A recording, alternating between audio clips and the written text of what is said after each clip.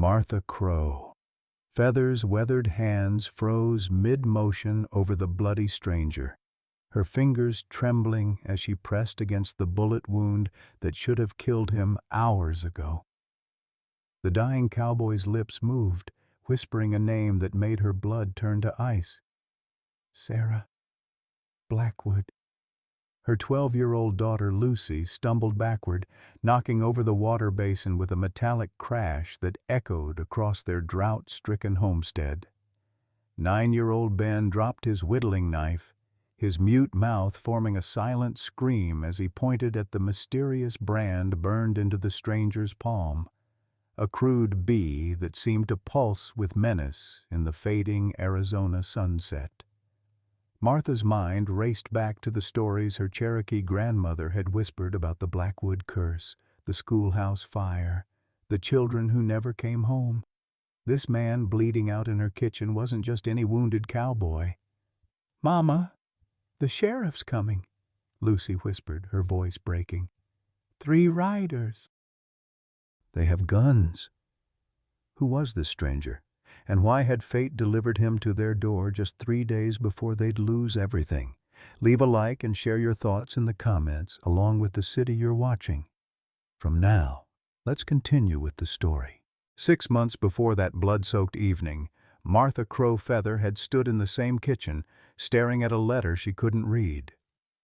The official document from the Territorial Bank bore seals and stamps that might as well have been hieroglyphics to her illiterate eyes, but she knew bad news when she saw it. The foreclosure notice had arrived like a death sentence, giving her 90 days to pay 3 years of back taxes or lose the only home her children had ever known. At 35, Martha carried the weight of 2 worlds on her shoulders. Her Cherokee grandmother's blood ran through her veins, whispering ancient wisdom about reading the land, the sky, the hearts of people. But the white man's world demanded a different kind of literacy, one that had always been denied to her family.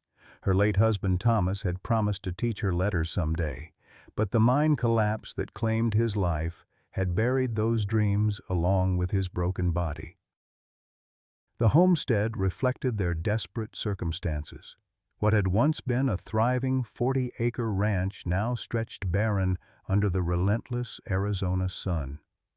Their last 3 cattle grazed on brittle grass that crunched like old bones underfoot.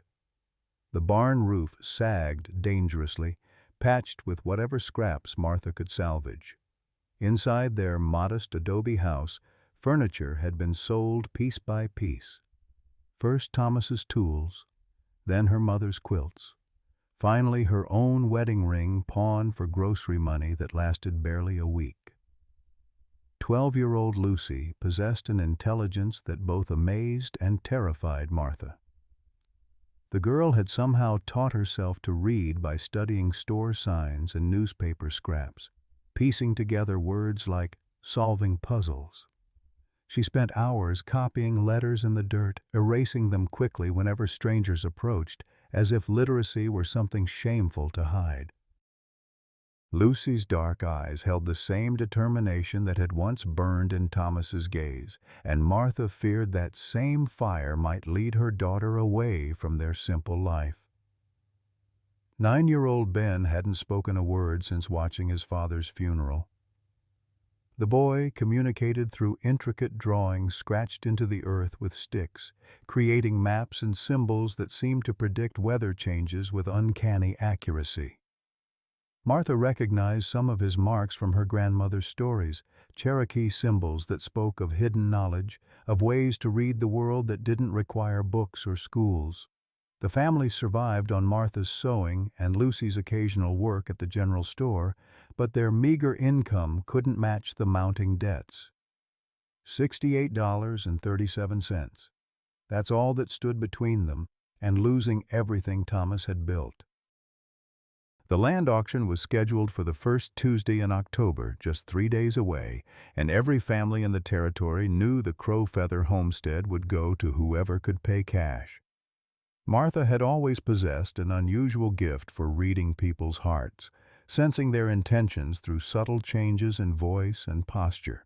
This intuition had kept her family safe through countless hardships, but it couldn't protect them from the cold mathematics of debt and foreclosure.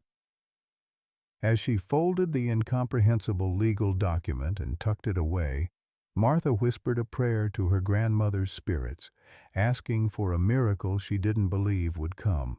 The desert sunset painted the Arizona sky in shades of blood and gold when Lucy's scream shattered the evening silence.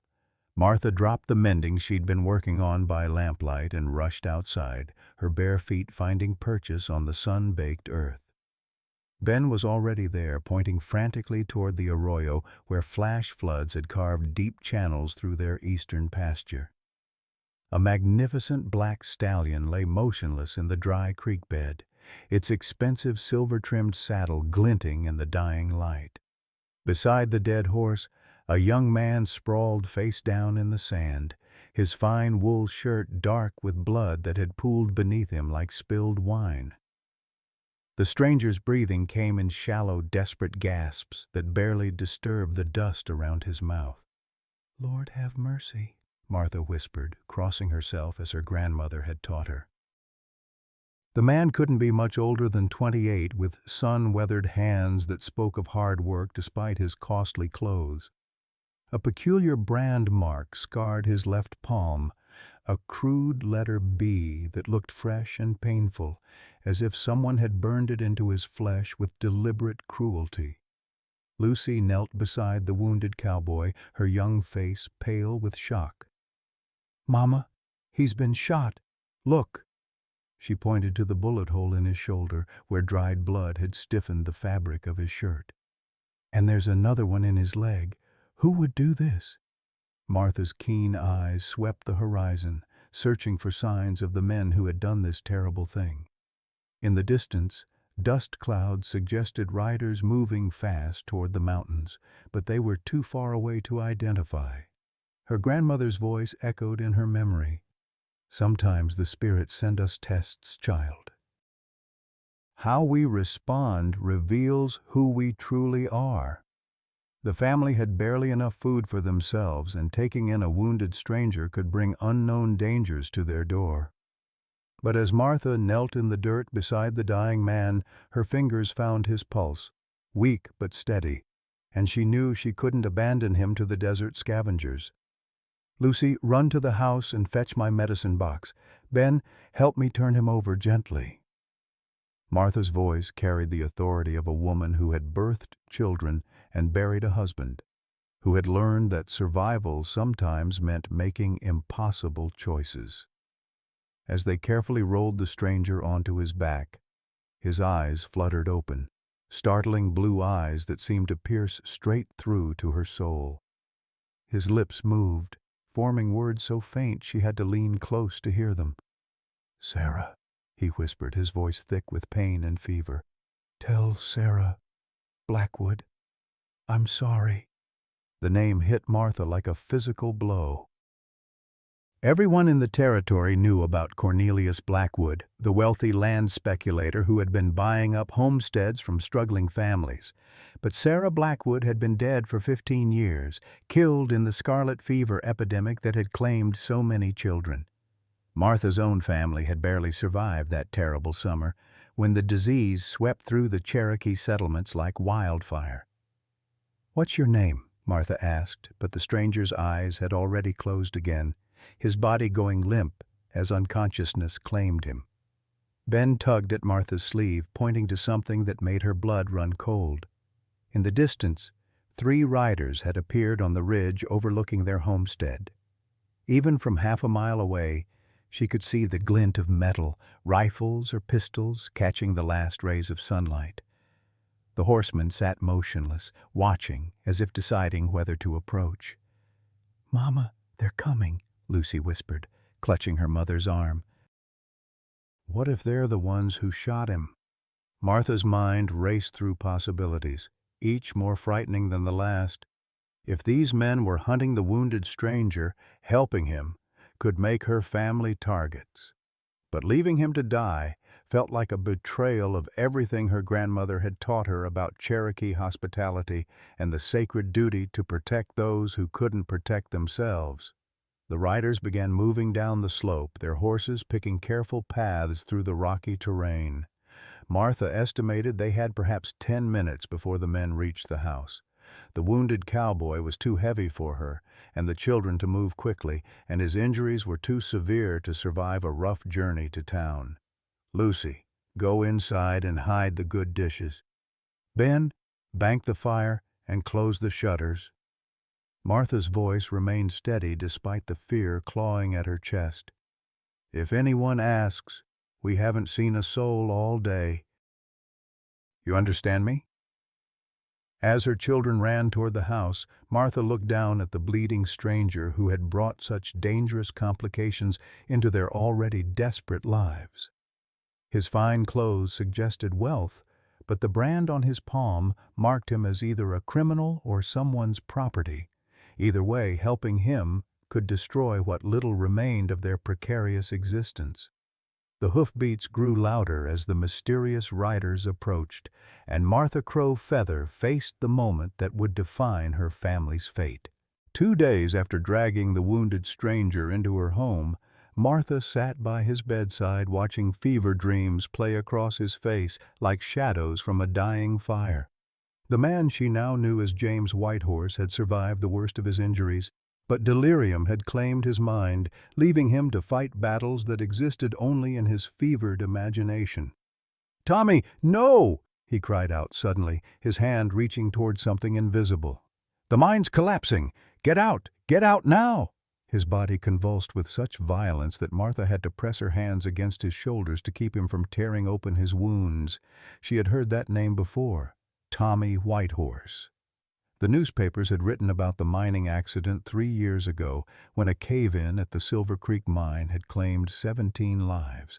Tommy had been the youngest victim, barely 25 years old, crushed while trying to save other miners trapped in the deepest shaft.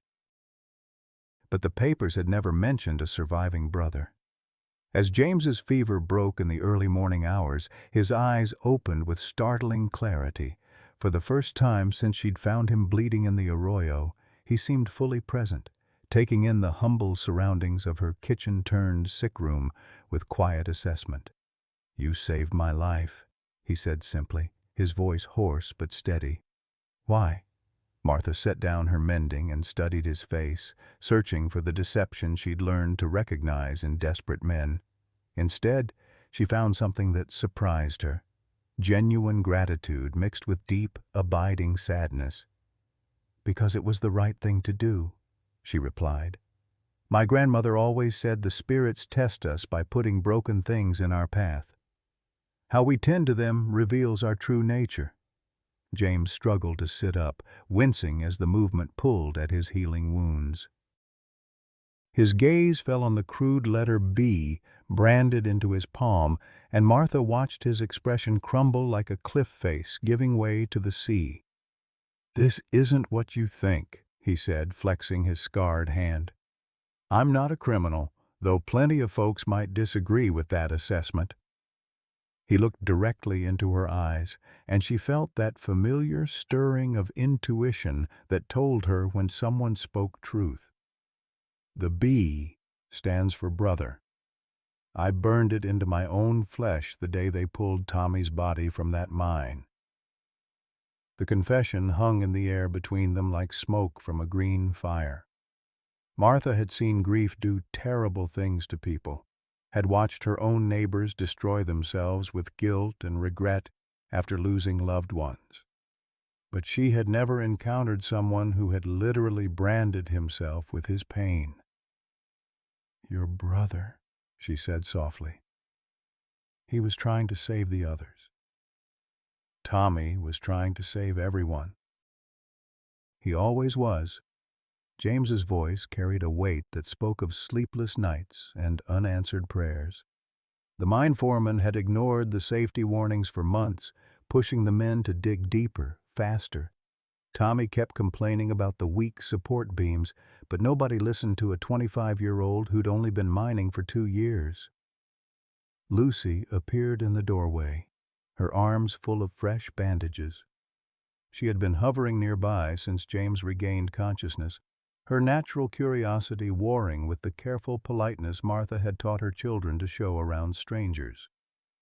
"The day of the cave-in," James continued, accepting the clean cloth gratefully, "Tommy and I were supposed to work different shifts, but I'd been out drinking the night before, celebrating a poker win, if you can believe the foolishness of it, and I couldn't make my morning shift. Tommy volunteered to cover for me." Martha felt her heart clench as the terrible mathematics of guilt revealed themselves. How many times had she replayed the morning of Thomas's accident, wondering if she could have convinced him to stay home, to fix the leaky roof instead of heading to the mine early. 17 men died because I was too drunk and selfish to do my job," James said, his voice barely above a whisper. "Tommy went into that mine to save people, and he never came out. I've been carrying that weight for 3 years now, and I branded this letter into my palm so I'd never forget what my weakness cost." Ben had crept into the room during James's confession, his large dark eyes taking in every word despite his continued silence. The boy approached the bed slowly, then did something that surprised everyone. He reached out and gently touched the scar on James's palm with one small finger. "That child hasn't spoken since his father died," Martha explained when she saw James's questioning look. "But he has a way of understanding pain that goes deeper than words." James studied Ben's solemn face, seeing recognition in the boy's expression. "Your father was a miner too, wasn't he?" Martha nodded, unable to trust her voice. The parallel between their losses felt too sharp, too precise to be mere coincidence. A knock at the door interrupted the moment, sharp and authoritative. Martha's blood chilled as she recognized the sound of official business, the kind that usually brought bad news to families like hers. "Mrs. Crowfeather?" The voice carried the crisp authority of education and wealth. "I'm Cornelius Blackwood. I believe we need to discuss your current situation." James went rigid at the name, his hand instinctively moving toward where his gun would have been if Martha hadn't hidden his weapons. The terror in his eyes told her everything she needed to know about the man standing on her doorstep. "He's the one who had you shot," she whispered. "Not directly," James replied, his voice tight with fear. "But Blackwood's been buying up mineral rights all across the territory. The Silver Creek mine was his operation, and Tommy died because of his cost-cutting measures. I've been gathering evidence, trying to prove he knew about the safety problems." The knocking came again, more insistent this time. Martha realized that her simple act of mercy had thrust her family into the middle of something far more dangerous than she had imagined. Martha opened the door to find Cornelius Blackwood, standing on her weathered porch like judgment itself. At 52, he cut an imposing figure in his tailored black suit and polished boots that had never known honest labor. His steel-gray hair was perfectly groomed despite the desert heat, and his pale eyes surveyed her humble homestead with the calculating gaze of a man accustomed to acquiring what he wanted. "Mrs. Crowfeather," he said, tipping his hat with mock courtesy. "I apologize for the unannounced visit, but I understand you've had some excitement here recently." Behind him stood 2 men who made no pretense of being anything other than hired muscle. Their hands rested casually near their gun belts, and their cold stares swept the property with professional assessment. Martha's grandmother had taught her to read danger in men's postures, and every instinct screamed that these men had come hunting. "I'm afraid I don't know what you mean, Mr. Blackwood," Martha replied, keeping her voice steady despite the fear clawing at her chest. "We live quietly here. Don't get much excitement." Blackwood's thin lips curved into a smile that held no warmth. "How refreshing to meet someone so direct. May I come in? I have a business proposition that might interest you, especially given your current financial difficulties." The casual mention of her debts sent ice through Martha's veins. Men like Blackwood didn't involve themselves in the affairs of struggling homesteaders unless they wanted something specific. She stepped aside reluctantly, knowing that refusing him would only create more suspicion. The interior of her modest home seemed to shrink under Blackwood's presence. His expensive cologne clashed with the humble scents of wood smoke and medicinal herbs that Martha used to treat James's wounds. Lucy and Ben huddled together near the kitchen table, their young faces reflecting the tension that filled the room like smoke. "Charming," Blackwood observed, his gaze lingering on the children. "I've always admired families who make do with so little. There's something almost noble about accepting one's station in life." Martha bristled at the condescension in his tone, but before she could respond, James's voice drifted weakly from the back room. He was calling for water, his fevered mumblings barely audible but clearly present. Blackwood's head snapped toward the sound with predatory alertness. "You have a guest, Mrs. Crow-Feather? How hospitable of you." "My brother-in-law," Martha lied smoothly, falling back on the Cherokee tradition of considering close friends as family. "He's been sick with fever for days. Nothing serious, just the desert heat getting to him." "I see." Blackwood's pale eyes studied her face, searching for tells that would reveal her deception. "And this sick relative, he wouldn't happen to have arrived recently, would he? Perhaps under unusual circumstances?"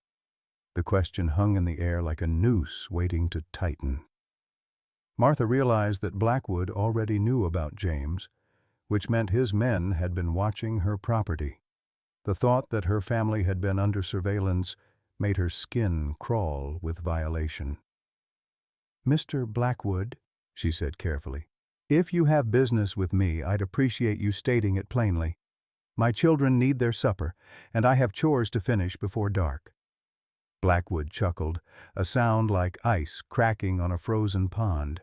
"Very well.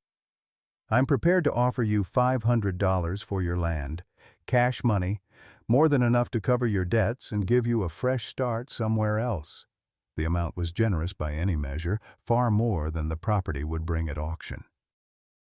But Martha's grandmother had taught her that when something seemed too good to be true, it usually carried a hidden price.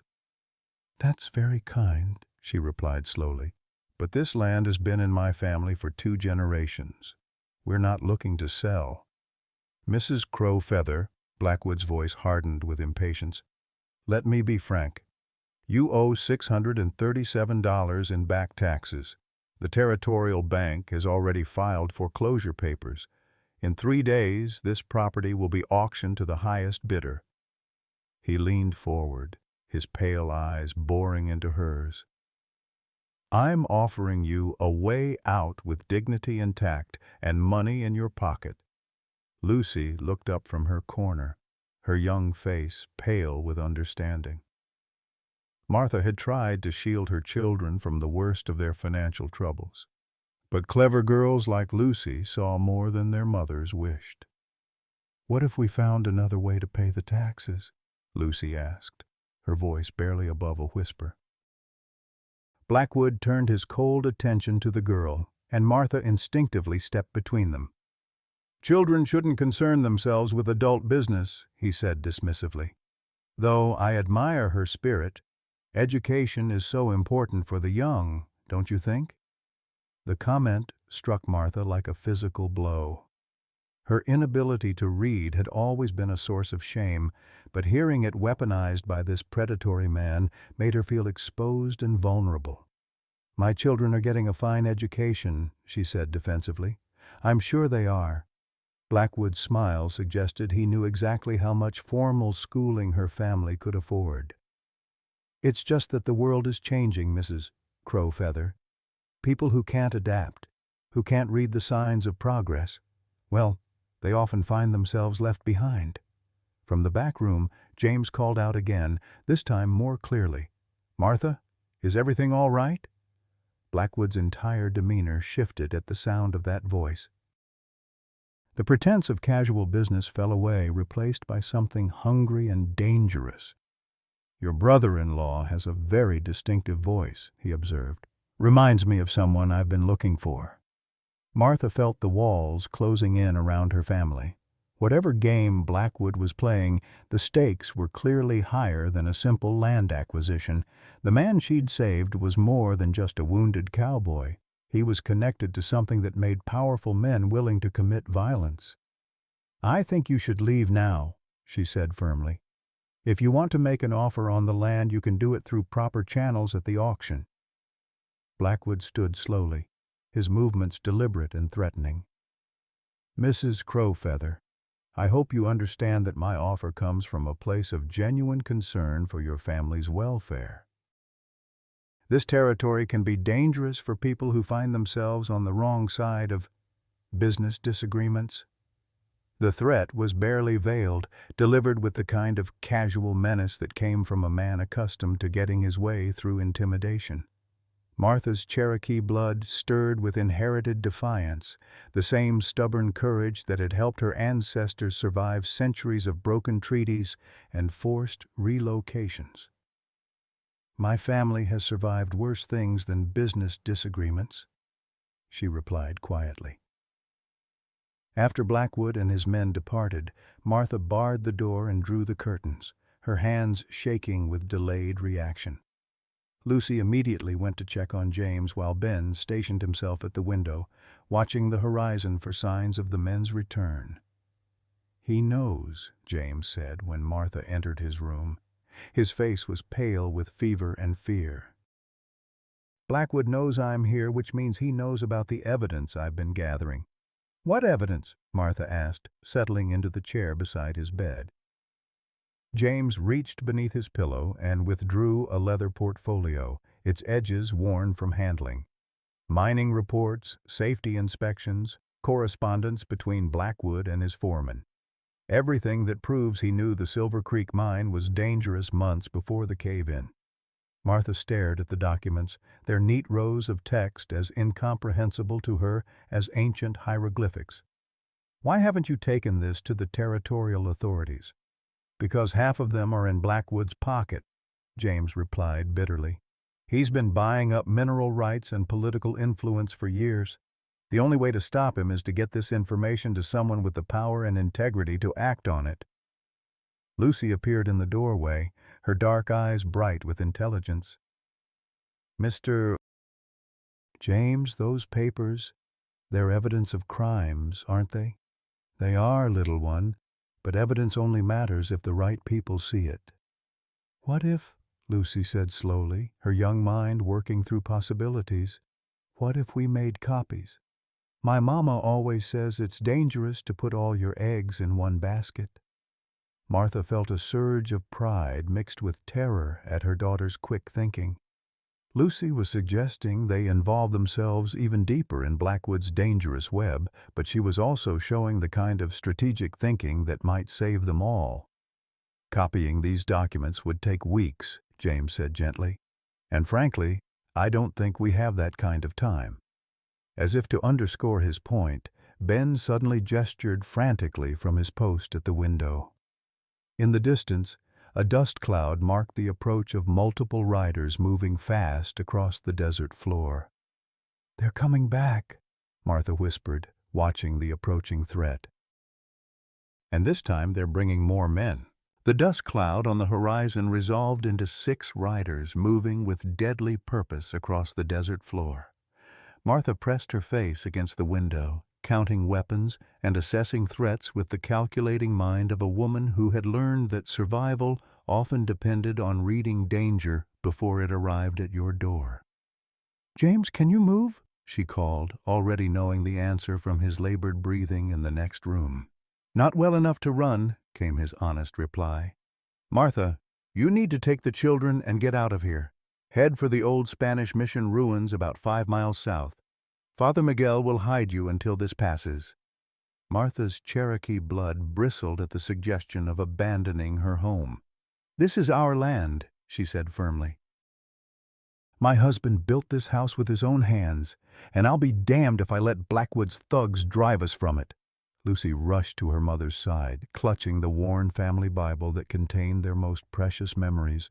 pressed flowers from her father's funeral, a lock of baby hair from Ben's first haircut, the deed to their property written in script she was still learning to decipher. "Mama, what if we hide the papers somewhere they can't find them?" Lucy suggested, her young mind grasping for solutions that might save them all. From his position by the window, Ben suddenly began drawing frantically in the dust on the windowsill. His small fingers traced symbols that Martha recognized from her grandmother's teachings, Cherokee pictographs that spoke of hidden places and secret ways through the desert. "The mine shaft," Martha breathed, understanding her son's silent communication. "The abandoned silver mine on our eastern boundary. It's been sealed for years, but there's still a way in through the old ventilation tunnel." James struggled to sit up, his face flushed with fever but his eyes sharp with desperate intelligence. "If we can get those documents hidden safely, we might have leverage to negotiate. Blackwood won't risk destroying evidence that could implicate him in 17 murders." The sound of hoofbeats grew closer, accompanied by the metallic jingle of spurs and weapons. Through the window, Martha could see Blackwood riding at the head of his small army, his face set with the grim determination of a man who had come to finish unpleasant business. "Lucy, take the papers and run for the mine shaft," Martha ordered. "Follow Ben's map, and don't come back until you see my signal. 3 fires in a triangle on the ridge." "I won't leave you, Mama," Lucy protested, her young voice fierce with loyalty. "You're not leaving me, child. You're saving us all." Martha knelt to face her daughter, placing her hands on the girl's shoulders with gentle firmness.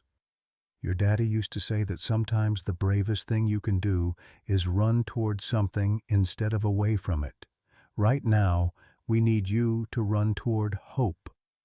Ben tugged at his sister's sleeve, pointing toward the back door with urgent gestures. His drawings had evolved into a detailed map showing not just the mine location, but alternate routes through arroyos and rock formations that would keep them hidden from mounted riders. "Take your brother and go," Martha said, pressing a quick kiss to each child's forehead. "And Lucy, if something happens to me, you remember that you're the smartest girl in this territory. Don't let anyone tell you different." As her children slipped out the back door with James's precious evidence, Martha turned to face the approaching storm. Through the front window she could see Blackwood dismounting, his expensive boots touching down on soil that her family had worked for 2 generations. "Mrs. Crowfeather?" Blackwood called out, his cultured voice carrying easily across the yard. "I believe we have unfinished business to discuss." Martha opened the door before he could knock, meeting his pale eyes with the steady gaze her grandmother had taught her to use when facing down dangerous animals. "Mr. Blackwood, I wasn't expecting you back so soon." "Yes, well, circumstances change rapidly in business." His smile was sharp as broken glass. "I've come to collect something that belongs to me. I believe you're harboring a thief who has stolen valuable property." "The only property on this land belongs to my family," Martha replied evenly. "If you have accusations to make, perhaps you should discuss them with the territorial marshal."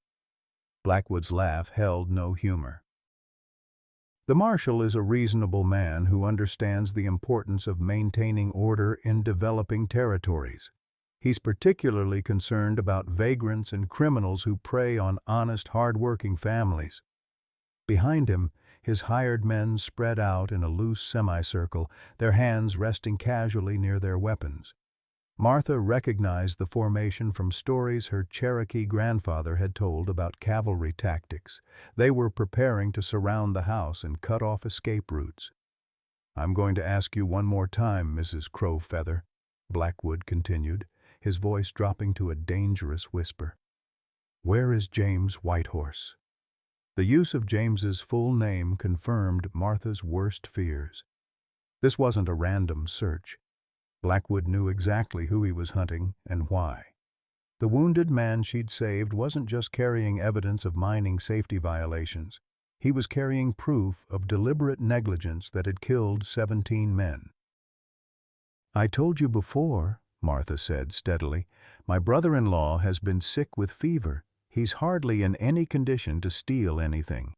"Your brother-in-law," Blackwood repeated mockingly.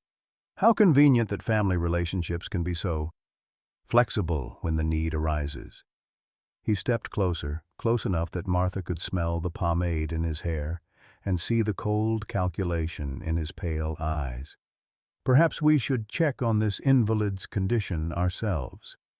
Without waiting for permission, Blackwood pushed past Martha into her home, his boots tracking desert dust across floors she had scrubbed that morning.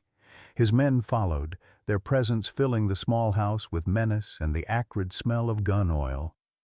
"James," Blackwood called out pleasantly, "there's no need for this charade to continue. Come out and we can discuss your situation like civilized men."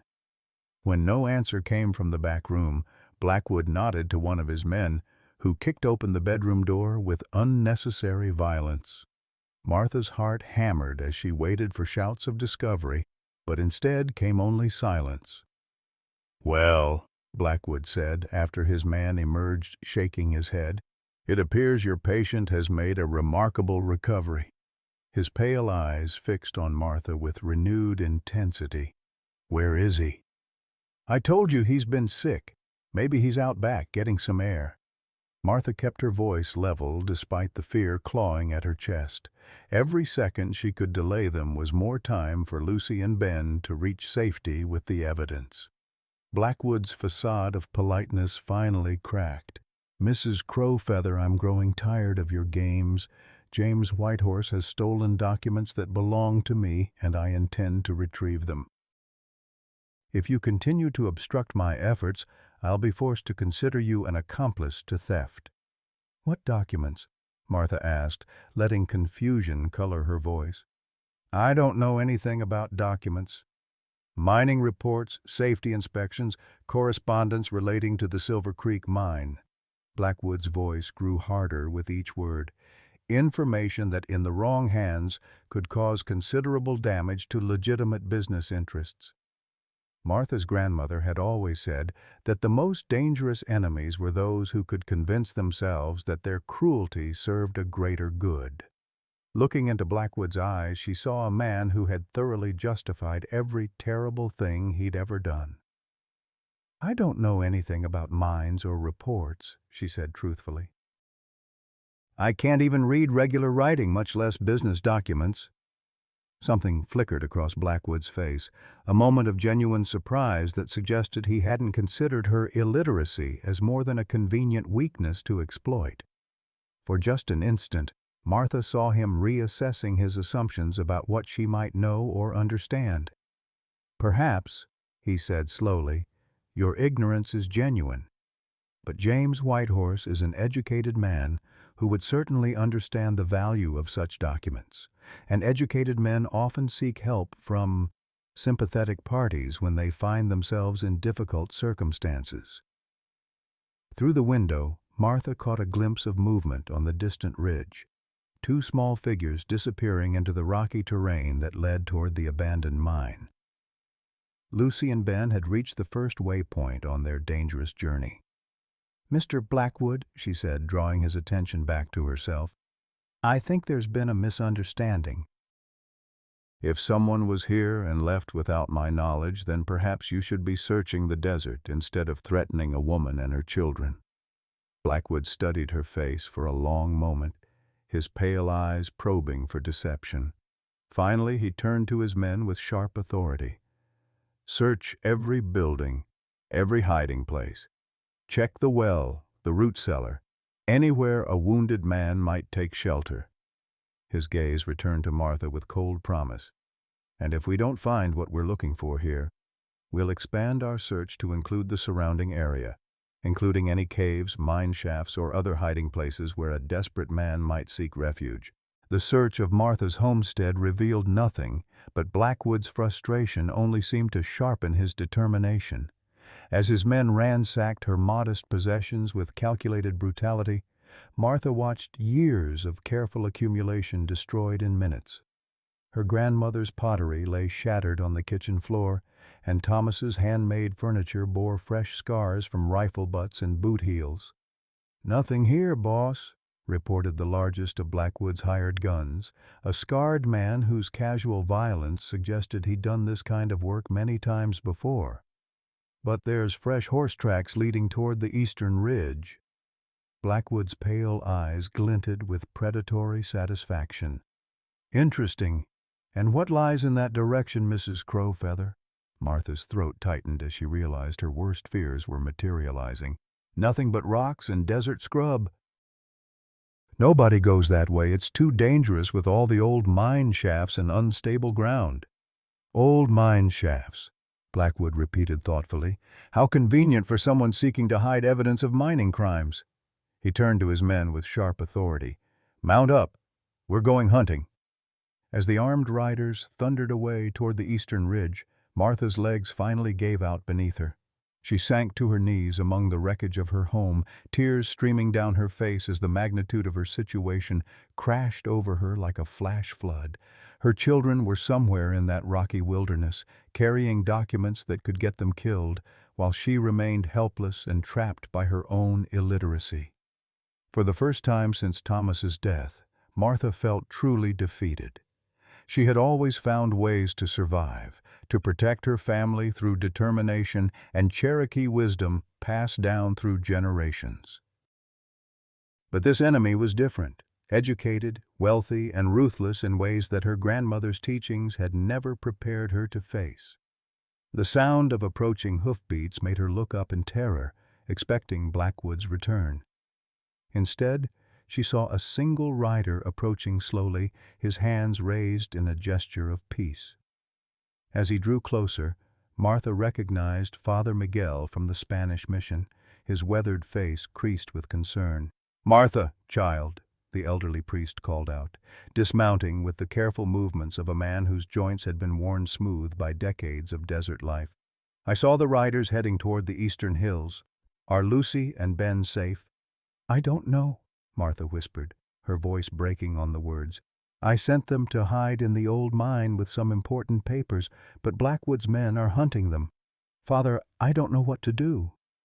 Father Miguel knelt beside her among the scattered remnants of her life, his gentle hands helping her to her feet. "Tell me everything, child, from the beginning." As Martha recounted the events of the past few days, the priest's expression grew increasingly grave. When she finished, he was quiet for a long moment, staring toward the eastern ridge where dust clouds marked the passage of Blackwood's search party. "These documents James carries," Father Miguel said finally, "they prove Blackwood's responsibility for the mine disaster?" "That's what James says, but I can't read them myself to know for certain." The admission of her illiteracy burned like acid in Martha's throat, but she had moved beyond shame into desperate honesty. "Martha," the priest said gently, "there's something you need to know about Cornelius Blackwood, something that might help you understand why he's become so dangerous." Father Miguel led her to the shade of her damaged porch, his movements careful and deliberate. 15 years ago, during the scarlet fever epidemic, Blackwood had a daughter named Sarah. She was 8 years old, bright as a new penny, and the light of his life. Martha felt a chill run down her spine at the mention of Sarah Blackwood, the name James had whispered in his delirium. "The fever hit the Cherokee settlements first," Father Miguel continued, his voice heavy with old sorrow. "Your grandmother was among those who tried to help, using traditional medicines and isolation practices to contain the spread. But communication was difficult, because most of our people couldn't read the English quarantine notices," Martha said, understanding beginning to dawn. "Exactly. The territorial authorities posted warnings, but they were written only in English. By the time word spread through other means, some Cherokee families had already traveled to town for supplies, not knowing they were carrying the disease." Martha's hands clenched into fists as she grasped the terrible implications. "Sarah Blackwood caught the fever from contact with Cherokee families who couldn't read the warnings. She died 3 days later," Father Miguel confirmed. Blackwood was beside himself with grief and rage. He blamed the Cherokee community for his daughter's death, claiming that ignorance and illiteracy had murdered his child. The priest's words hit Martha like physical blows.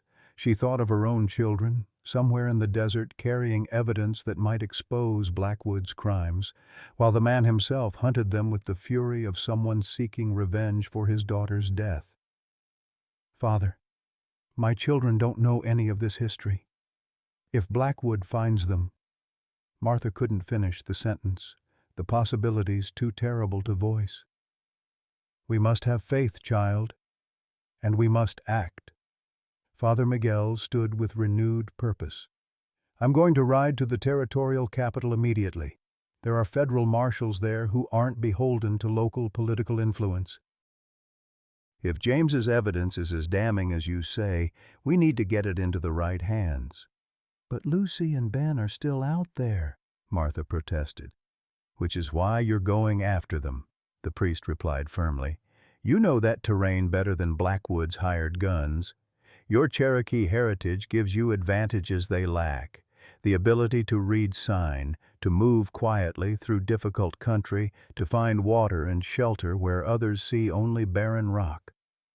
Martha stared toward the eastern ridge, her mind racing through possibilities and dangers. The abandoned Silver Creek mine was a maze of tunnels and shafts that had been hastily sealed after the cave-in that killed James's brother.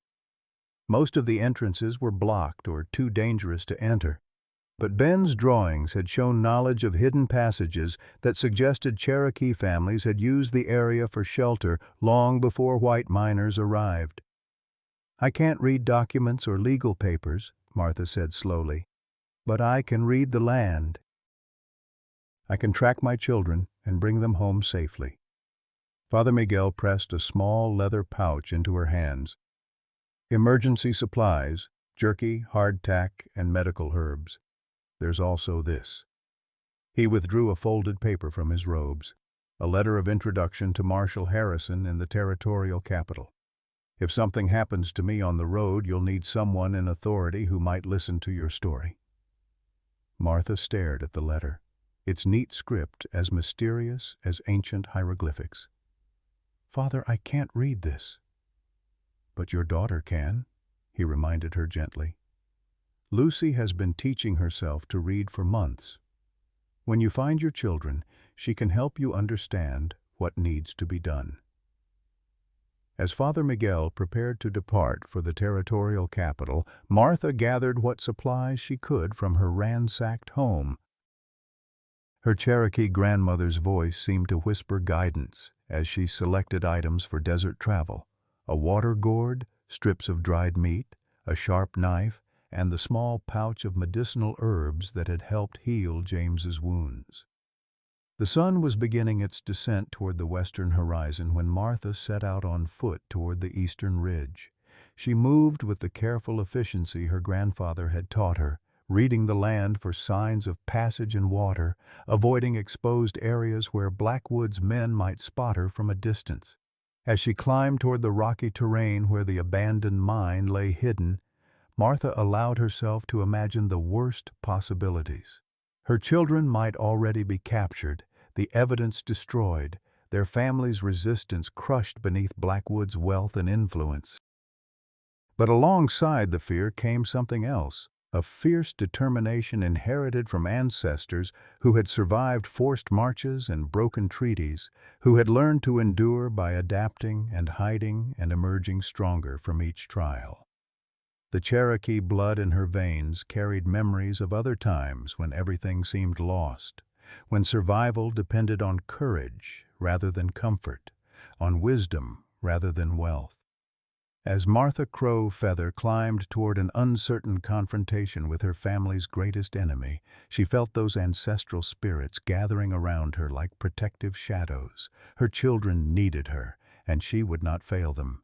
Not today, not ever. Martha found her children huddled in the deepest chamber of the abandoned mine, their faces streaked with dust and terror.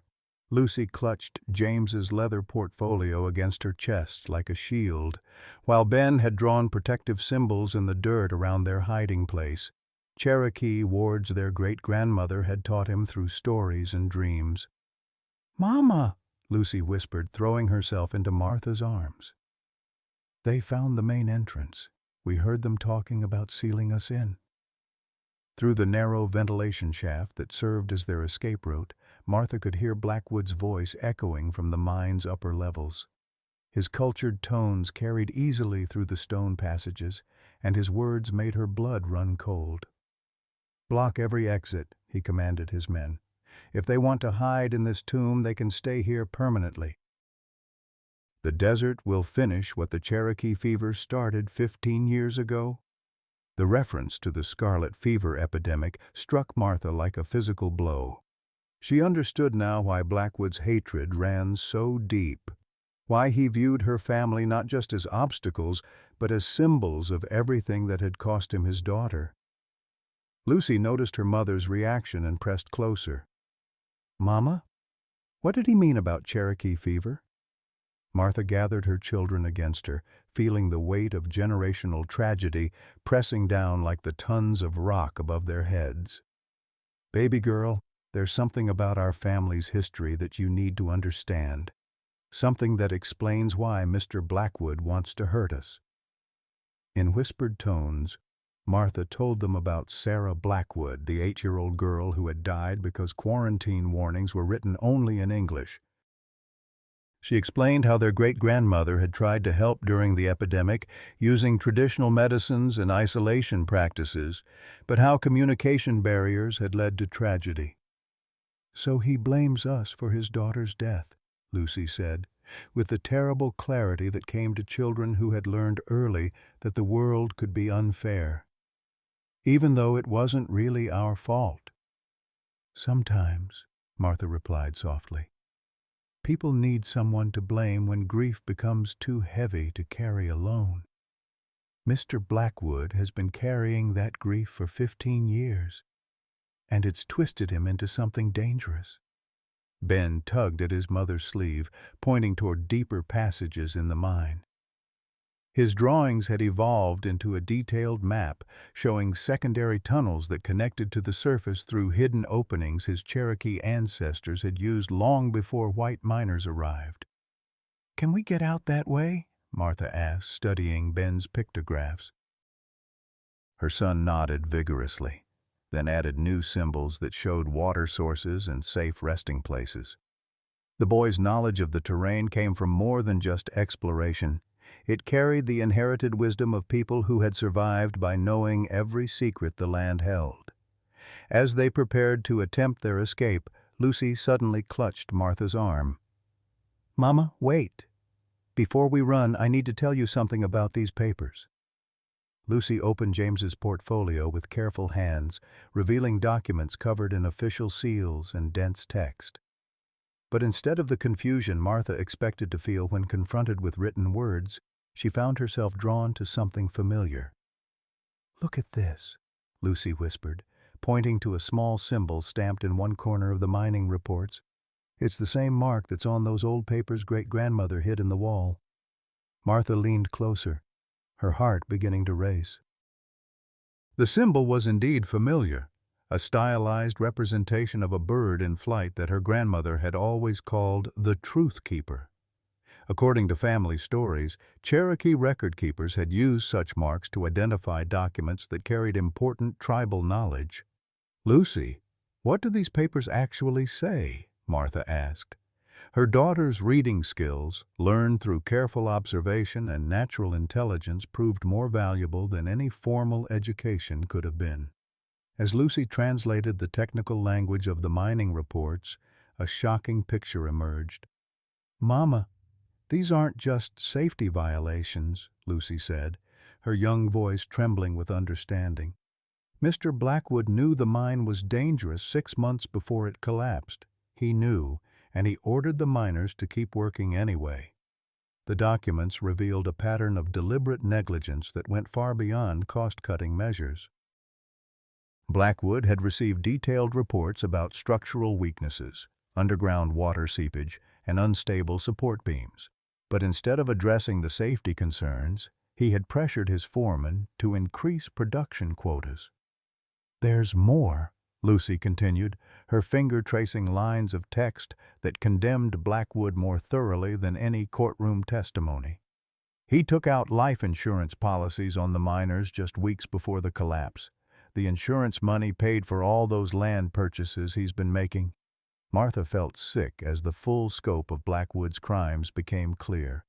James's brother Tommy hadn't died in an unfortunate accident. He had been murdered by corporate greed disguised as business efficiency. But the most shocking revelation came from a document at the bottom of the portfolio. Lucy's eyes widened as she read a letter written in Blackwood's own hand, dated just days after his daughter's death. "Mama," Lucy whispered, "listen to this. The Cherokee families who spread the fever to our town must be removed from the territory. Their ignorance poses a continuing threat to civilized society. I will use every resource at my disposal to acquire their lands and relocate them to areas where their primitive ways cannot endanger our children." The letter revealed Blackwood's 15-year campaign against Cherokee families as a calculated act of revenge, dressed up in the language of public safety and territorial development. He had been systematically buying up native-owned land, using legal manipulation and economic pressure to force families into poverty and displacement. He's been planning this for years, Martha realized, not just against us, but against every Cherokee family in the territory. From the upper levels of the mine came the sound of heavy timbers being dragged across passages, confirming Blackwood's intention to seal them inside. But Lucy had found something else in the documents, a map showing all the properties Blackwood intended to acquire, including detailed surveys of mineral deposits and water rights. "Mama, look at this," Lucy said urgently. "Our land isn't just about the silver mine. There's an underground river that runs beneath our property. Mr. Blackwood needs access to that water for all his other mining operations." The revelation transformed Martha's understanding of their situation. They weren't just victims of random greed or misplaced revenge. They were obstacles to a carefully orchestrated plan that would reshape the entire territory's economic future. Ben suddenly gestured frantically toward the mine's depths, his sensitive hearing picking up sounds that the others had missed. Through the stone passages came the ominous rumble of shifting rock and the distant splash of water. "The support beams," Martha breathed, understanding the new danger. "Blackwood's men are damaging the structural supports. They're going to bring down this whole section of the mine." The irony was terrible and complete.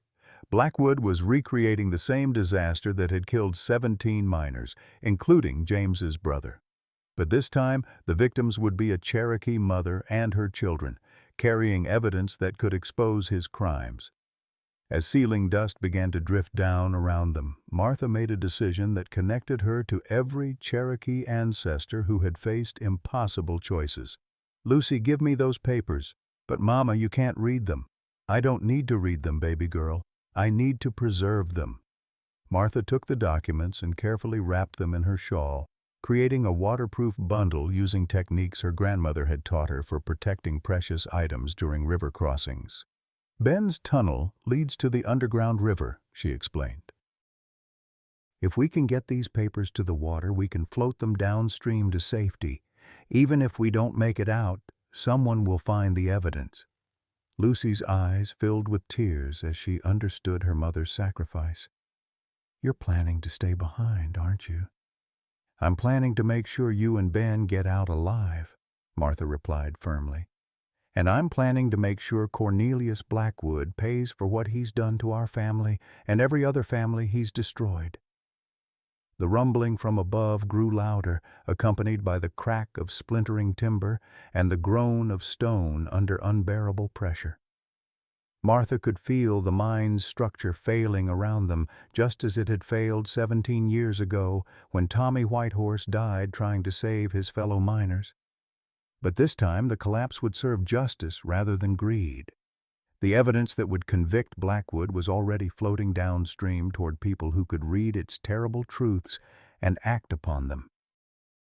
As Martha gathered her children for their desperate escape through Ben's hidden passage, she whispered a prayer to her Cherokee ancestors and to Sarah Blackwood's spirit.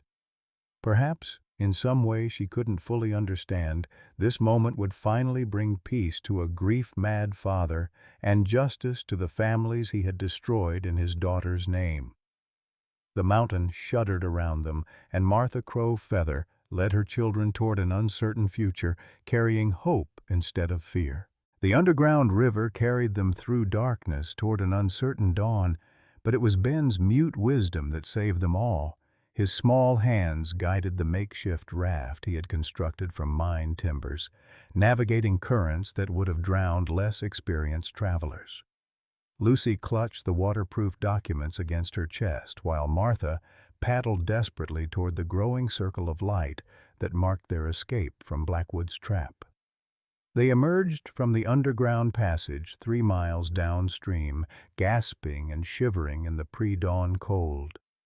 Above them, the eastern ridge glowed with an ominous orange light. Not sunrise, but the flames from the collapsed mine where Blackwood believed he had buried his enemies along with their evidence. "Mama, look," Lucy whispered, pointing toward figures silhouetted against the fire. Even at this distance, they could see Blackwood standing among his men, watching his final solution burn away the last traces of his crimes. Martha pulled her children close, her Cherokee grandmother's voice whispering guidance through generations of survival wisdom. "Sometimes," the old woman had said, "the spirits arrange for truth to emerge in ways that human planning never could have achieved."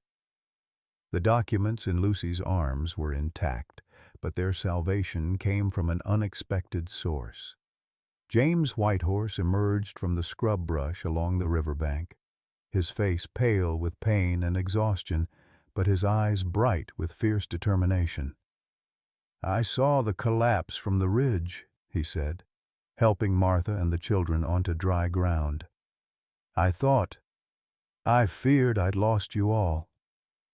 "How did you get here?" Martha asked, noting that he could barely stand without support. "The same way your ancestors did," James replied with a weak smile. Ben's drawings showed more than just escape routes. They showed the old Cherokee trails that connect every water source in this territory. "I followed them here, hoping you'd emerge downstream." Lucy immediately showed James the preserved documents, her young face bright with excitement. "Mr. James, we read them all. Every paper proves Mr. Blackwood killed those miners on purpose. He even took out insurance money on their lives." James's expression darkened as he examined the evidence he'd fought so hard to protect. "This is more than enough to convict him of murder. But first we need to get these papers to someone who can't be bought or intimidated." "Father Miguel rode to the territorial capital," Martha said. "He's looking for federal marshals who aren't connected to Blackwood's local influence." As if summoned by her words, the sound of approaching horses echoed across the desert. But instead of Blackwood's hired guns, a small cavalry detachment appeared from the direction of the territorial road. At their head rode Father Miguel, his weathered face creased with relief when he spotted the bedraggled family by the riverbank. "Thank God!" the priest called out, dismounting with the careful movements of a man who had ridden hard through the night. "Martha, children, are you unharmed?" Behind him, a stern-faced man in federal marshal's insignia surveyed the scene with professional interest. Marshal William Harrison had the bearing of someone accustomed to dealing with frontier justice, but his eyes held the intelligence and integrity that Father Miguel had promised. "Mrs. Crow Feather," the marshal said formally, "Father Miguel has told me an extraordinary story about mining murders and territorial corruption. I'm here to investigate these claims personally." Lucy stepped forward with the confidence that came from finally understanding her own importance in the larger scheme of justice. "Marshal Harrison, we have all the evidence you need. Mr. Blackwood has been killing people for 15 years, and we can prove it." As Lucy translated the documents with remarkable precision, the marshal's expression grew increasingly grave. The insurance policies, the ignored safety reports, the correspondence proving deliberate negligence, every piece of evidence painted a picture of systematic murder disguised as business operations. "This is enough for multiple charges of premeditated murder," Marshal Harrison said grimly. "But we need to apprehend Blackwood before he realizes his plan has failed." James struggled to his feet, determination overriding his physical weakness. "He's still up at the mine site, watching the fire. He thinks he's destroyed all the evidence along with—" James's voice caught as he looked at Martha and her children, realizing how close he'd come to losing them. The marshal organized his men with military efficiency, but it was Ben's silent communication that provided the tactical advantage they needed. The boys' drawings showed every approach to the mine site, every hiding place where Blackwood's men might have positioned themselves, every escape route the criminals might attempt to use. "Your son has the makings of a fine scout," Marshal Harrison observed, studying Ben's pictographs with professional appreciation. "These maps are more detailed than anything my surveyors have produced." As the federal forces moved toward their confrontation with Blackwood, Martha found herself walking beside James, their shared ordeal having created bonds deeper than mere gratitude or attraction. "James," she said quietly, "when this is over, what happens to us? To our families, I mean." He was quiet for a long moment, his blue eyes reflecting the growing dawn light. "I've been thinking about that. The Silver Creek mine has mineral rights that legally belong to the families of the men who died there. Your husband Thomas was one of those miners, which means you and your children have a claim to compensation." Martha's steps faltered as the implications sank in. "Are you saying we might actually have money? Enough to keep our land?" "I'm saying you might have enough to buy Blackwood's entire operation," James replied with growing excitement.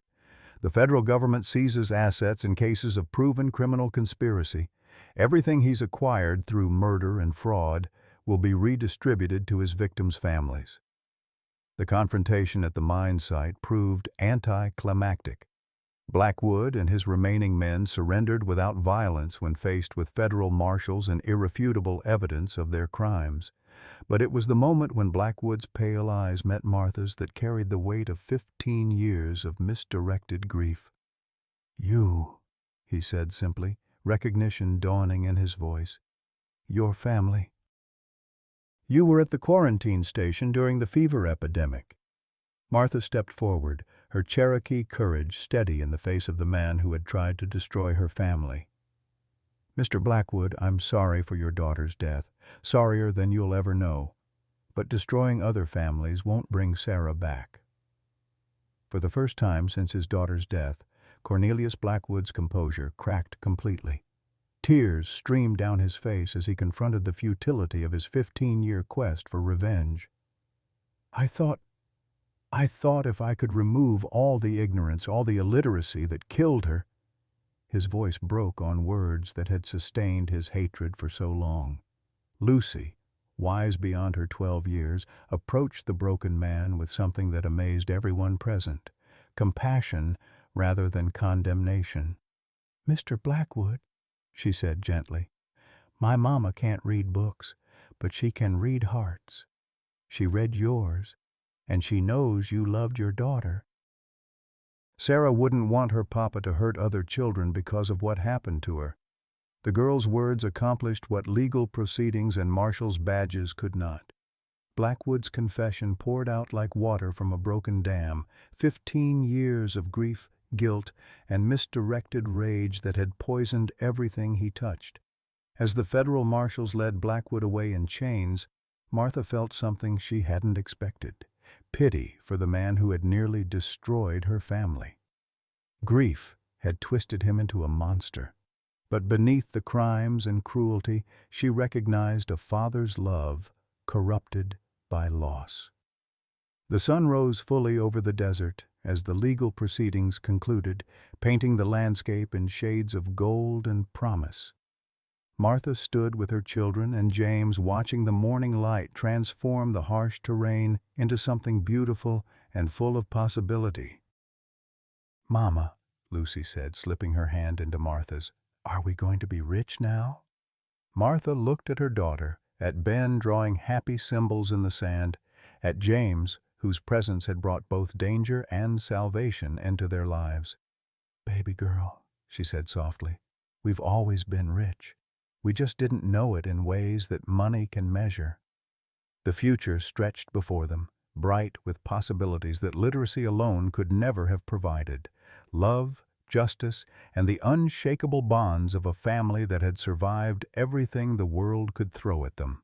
6 months after Cornelius Blackwood's arrest, Martha Crow Feather stood in the doorway of her transformed homestead, watching her children prepare for their first day at the new territorial school.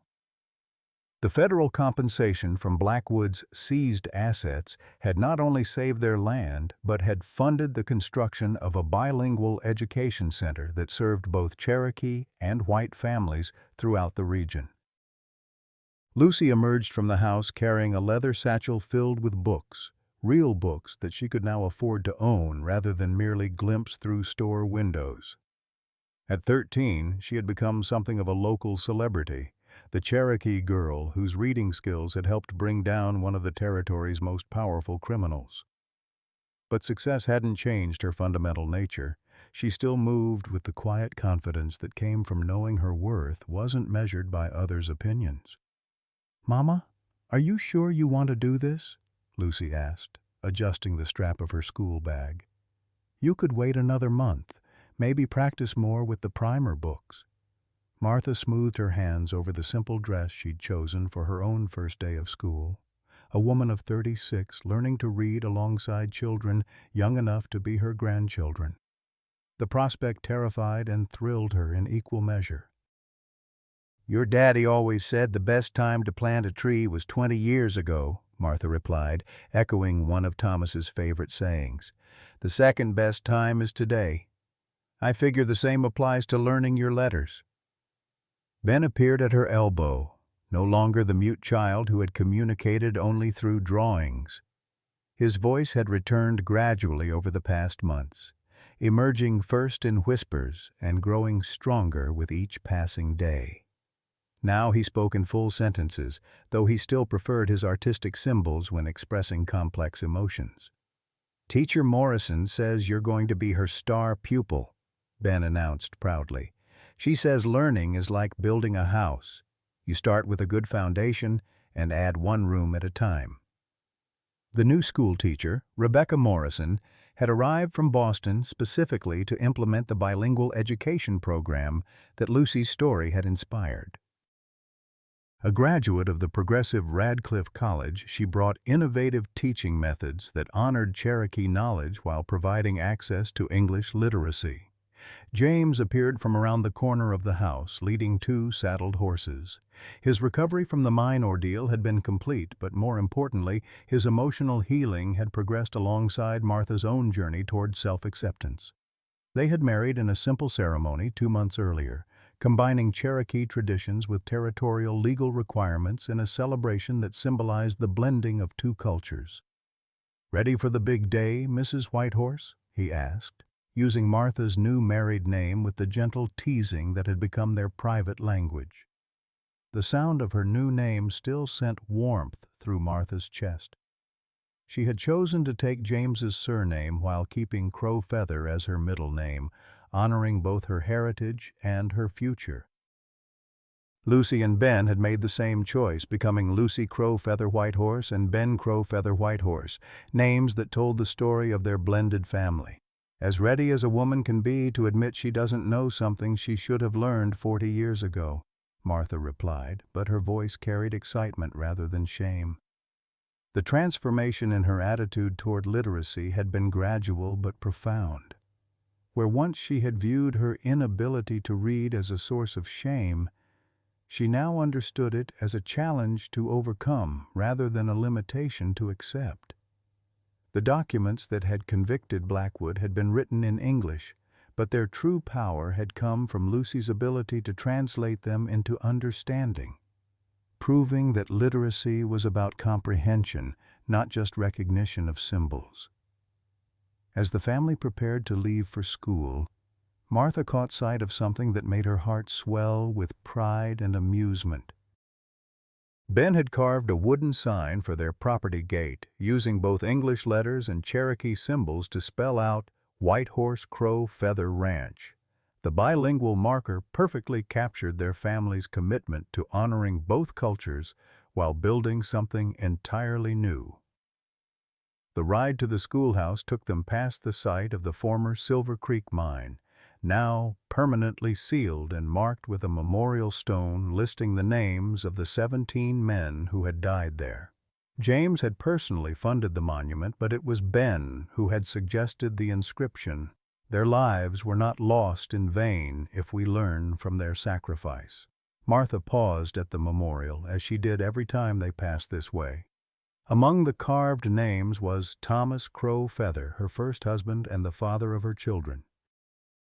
The inclusion of Cherokee miners alongside their white counterparts had been controversial among some territorial residents, but federal oversight had ensured equal recognition for all of Blackwood's victims. "Papa Thomas would be proud of what we've built here," James said quietly, dismounting to place fresh wildflowers at the base of the stone. His gesture of respect for Martha's first husband exemplified the grace that had made their blended family possible. The schoolhouse itself stood as a testament to what could be accomplished when different communities worked together toward common goals. Built in the traditional territorial style but decorated with Cherokee artistic elements, it served 32 students ranging in age from 6 to 36, Martha being the oldest by several years. Teacher Morrison greeted them at the school entrance, her warm smile encompassing the entire family. "Mrs. Whitehorse, I'm so pleased you've decided to join us. Your presence in the classroom will send a powerful message to other adults who think they're too old to learn."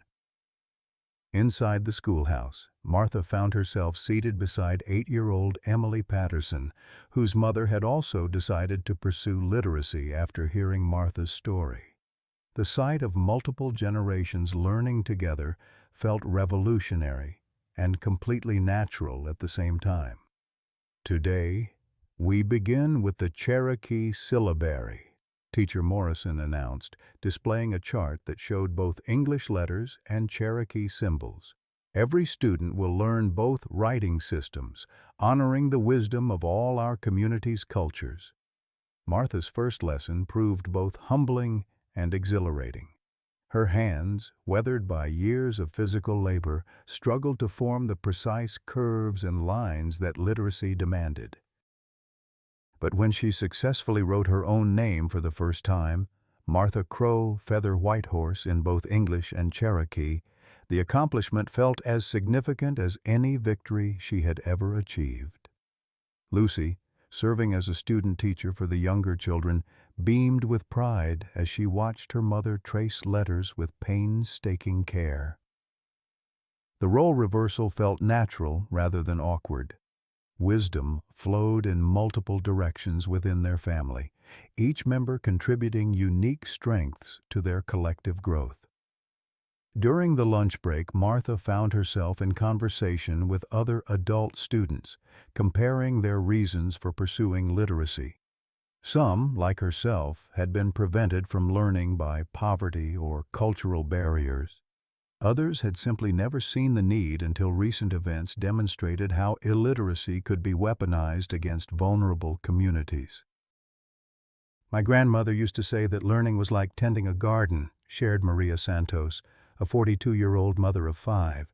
"You plant seeds when you can, water them faithfully, and trust that growth will come in its own season."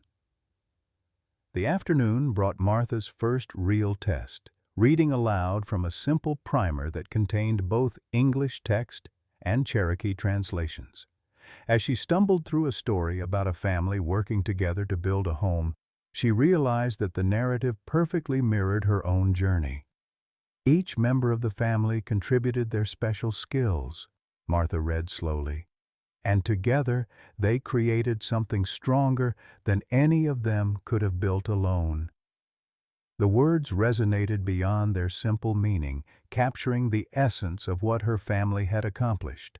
They had taken the worst that Blackwood's hatred could deliver and transformed it into opportunity for themselves and their entire community. As the school day concluded, James helped Martha mount her horse, his hand lingering on hers in a gesture of quiet support. "How do you feel about your first day as a student?" Martha considered the question as they rode home through the golden afternoon light. Her hand ached from gripping the pencil, her mind buzzed with new information, and her heart felt fuller than it had in years. "I feel like I'm finally becoming the person I was always meant to be," she said. "Not just a Cherokee woman or just an American citizen, but someone who belongs fully to both worlds." That evening, as Martha practiced writing her letters by lamplight, Lucy curled up beside her with a book of her own. The comfortable silence of shared learning filled their home, while Ben sketched designs for a library he dreamed of building someday. James sat across from them, working on the legal documents that would establish a scholarship fund for Cherokee students pursuing higher education. The money came from his share of the Silver Creek mine compensation, but the inspiration came from watching his new family prove that learning had no age limits or cultural boundaries. Outside their window, the desert bloomed with unexpected wildflowers, proof that even the harshest landscapes could nurture beauty when conditions were right. Martha looked at her family, biological and chosen, Cherokee and white, young and not so young, and saw the same miraculous flourishing. They had begun as strangers brought together by crisis, but they had become something far more precious, a family bound by choice, strengthened by adversity, and committed to building a future where love transcended all the artificial barriers that divided human hearts. Dear friends, this story reminds us that it's never too late to learn, grow, and find new family bonds that heal old wounds. Have you ever discovered hidden strengths in yourself during life's most challenging moments? What unexpected blessings emerged from your greatest struggles? Please share your thoughts below. Your stories of resilience and second chances inspire us all.